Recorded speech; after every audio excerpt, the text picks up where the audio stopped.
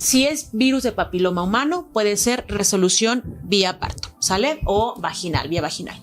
Pero en el VIH es muy importante saber que esto ya es un valor o una vigilancia a tercer nivel. El VIH sí, en nuestro caso la indicación es una cesárea.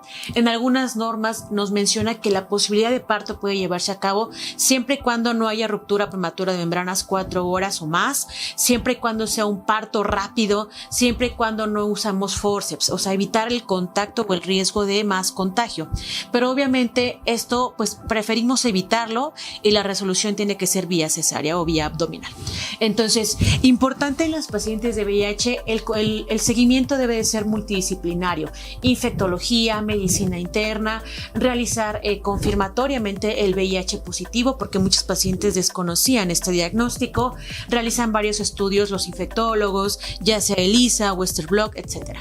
Entonces, también tenemos que tener terapia retroviral, tenemos que conocer el número de copias, la cuenta linfocitaria también en estas pacientes, y el seguimiento siempre es con infectología, medicina interna o múltiples médicos especialistas para que el embarazo sea lo menos complicado posible, porque la posibilidad de prematurez o de restricción del crecimiento intrauterino, dependiendo del control de la paciente, es muy importante. Entonces, PPH puede ser un parto siempre y cuando no haya lesiones condilomatosas en la zona vulvar o genital o perineal, y VIH, lo indicado, la resolución es vía cesárea.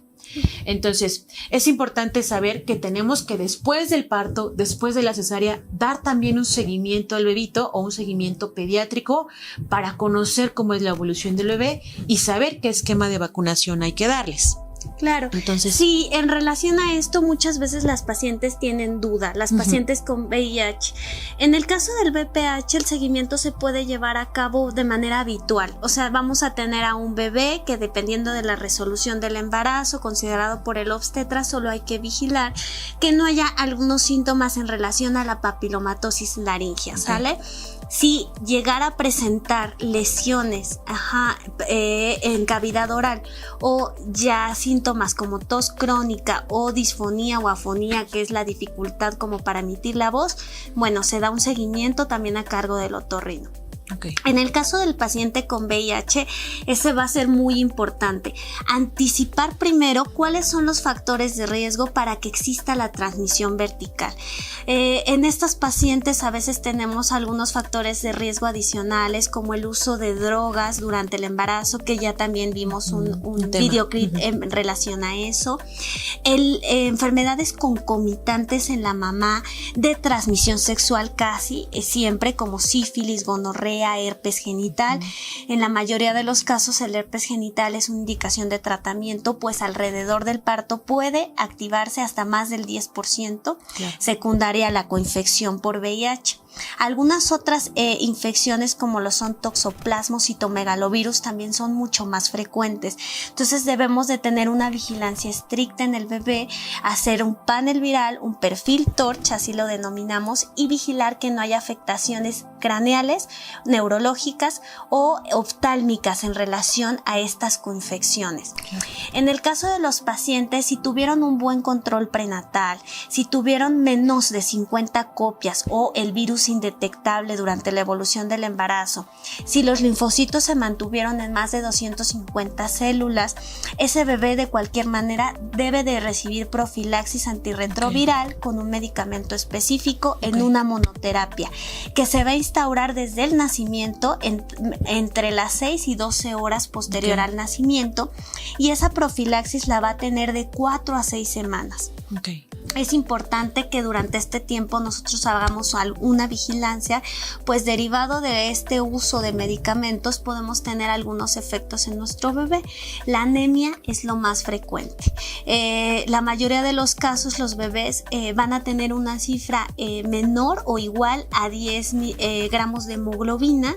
Entonces se debe de hacer una profilaxis o un tratamiento para prevenir esta situación, que normalmente acontece a los 6 meses de vida, en estos bebés va a ser antes, ¿no? Okay. A partir de los 4 meses.